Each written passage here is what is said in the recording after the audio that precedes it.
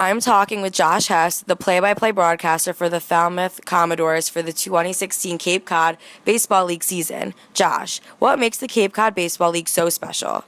Well, the Cape Cod Baseball League is the number one collegiate baseball league in the summer, so it's really cool. Every day I got to go out to the ballpark and work on my own play-by-play broadcasting skills while watching the best collegiate baseball players and in the country play, and it's really cool because these guys come from all over. We had people from Oregon, UCLA, Texas, Florida, Florida State come and play, and they all come to Cape Cod during the summer to play baseball, and it's just such a competitive league to be in. The weather is beautiful the entire summer. The guys have a lot of fun. We have a lot of fun as the broadcast crew, and overall it's just a tremendous environment while watching these guys hone in on their baseball skills. How did you get involved in the program? Well, I'm in Newhouse here at Syracuse, so I have an emphasis in sports with that, and I've always loved baseball play-by-play and sports play-by-play in general. So in 2015, I was a broadcast and media relations intern with the Syracuse Chiefs up here in Syracuse, the AAA affiliate of the Washington Nationals. So during that summer, I kind of honed my play-by-play skills. I really worked and tried to develop on them and got good enough, in my opinion, to send out tapes to other teams and then apply for this Cape Cod League job. And I was lucky enough to get one of my first choices of teams to work for. What were your experiences like at Cape Cod?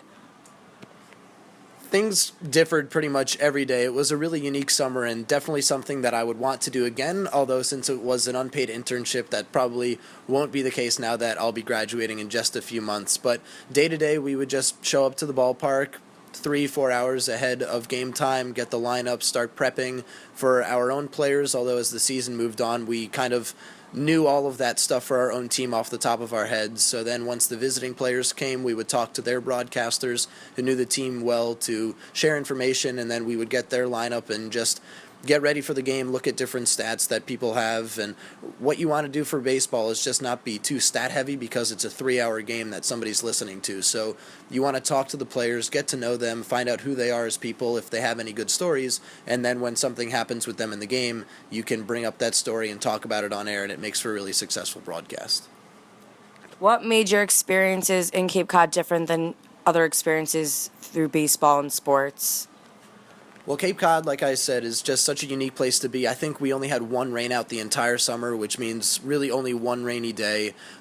It was just such a lax environment that there wasn't really a broadcast coordinator on the team that I worked for, so I had a lot of freedoms to do what I felt was the right move for a broadcaster, and that's going to be really beneficial to me as I hit the actual baseball broadcasting world.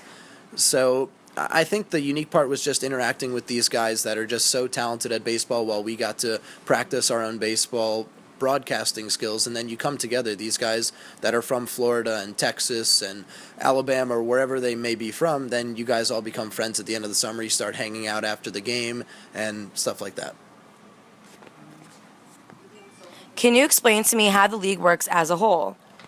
Sure. So the Cape Cod League, it's really unique because there are 10 teams spread throughout maybe a 30 to 40 mile radius. Cape Cod is very small, and there's 2 divisions of 5 teams in each division. 4 teams from each division makes the playoffs, so it's pretty easy to make the playoffs at the end of the season, although sometimes the players are just tired of being there after 2 months of straight baseball, because the Cape Cod League is very similar to the major leagues where it's pretty much every day you play baseball. There was a 1 day off every week, sometimes 2 days off per week. So it's tough for both the players and the broadcasters because you're working every day from pretty much 2 or 3 o'clock until 11 at night, and then you have to drive home and eat and everything like that. So it's tough for the players and it's tough for everybody involved, but it's really worthwhile.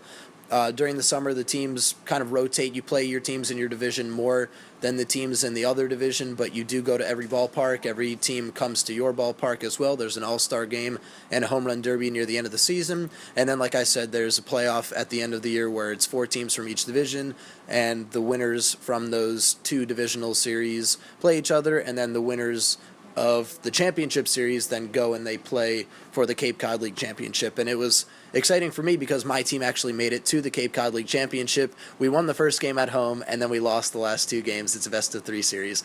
So it was a lot of fun to be there until the end and to watch these guys get excited for the playoffs. It was just unfortunate that it didn't work out for us.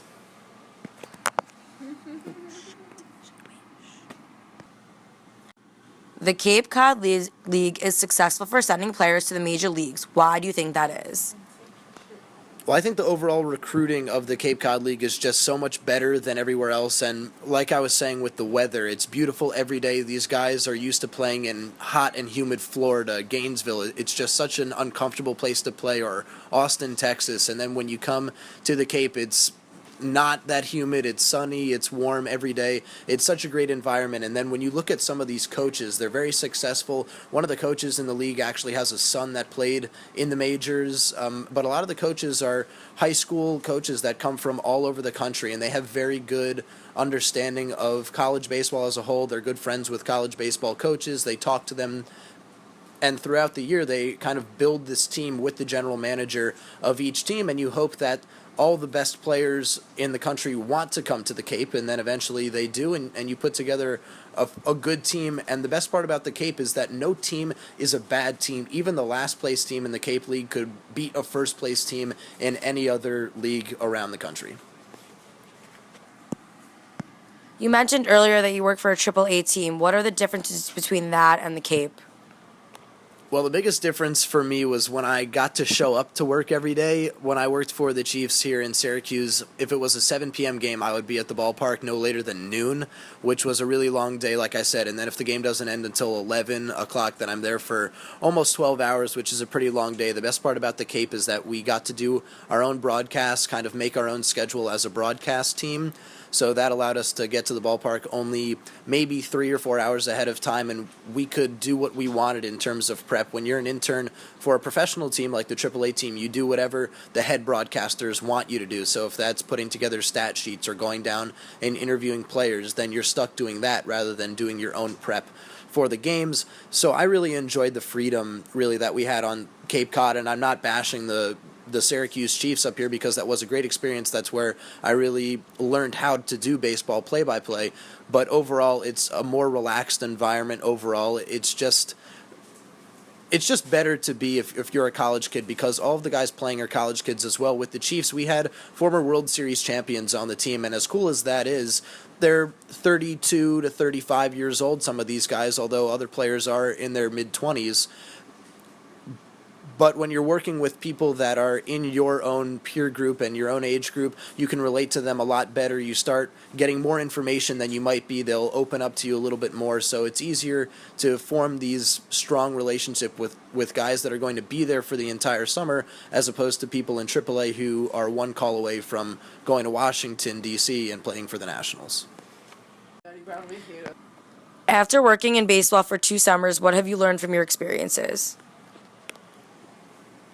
Well, that's kind of a tough question to answer, but overall, I think it's just you have to stick with something for so long to become good at it. You look at these college baseball players from the past summer on the Cape, and the reason that a lot of these guys have major league potential is because they're playing for Division I schools, Power 5 conferences, and then in the summer they come to the number 1 collegiate league in America. So for me, yes, I go to Syracuse University and I get some great journalism skills from there, but everything related to play-by-play and sports broadcasting is kind of on your own with radio stations here and trying to intern as much as you can. So by putting in the work here in Syracuse, that allows me to be strong enough with my play-by-play to get out to the Cape or to have an internship with a AAA team. So overall, I'd have to say that sticking with it and just putting in the work every day is what gets you from the Cape to being drafted, and then from AAA to the majors. Looking back on this past summer with the Cape Cod League, what improvements would you recommend for next year?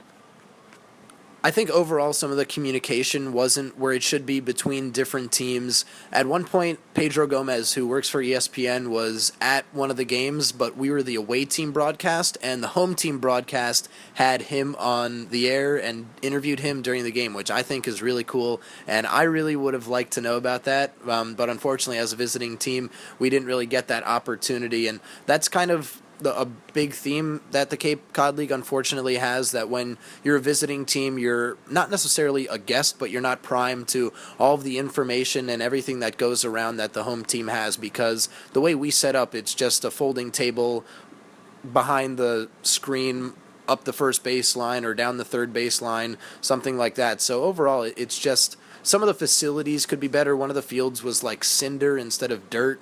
So overall, I think that the league itself just needs to invest a little bit more money, but that's tough because everybody that's there when it comes to host families or feeding the players or paying the people that work for the team, it's just all, it has a non-profit feel to it, and that's what makes it tough to kind of pump a lot of money into making the fields as good as they can. A lot of the players will show up early in the morning at like 8 or 9 a.m. and do field maintenance and then come back to the ballpark 5 or 6 hours later to actually get ready for the game itself. So overall, I think the league just needs a little bit more communication and some better fundraising tactics.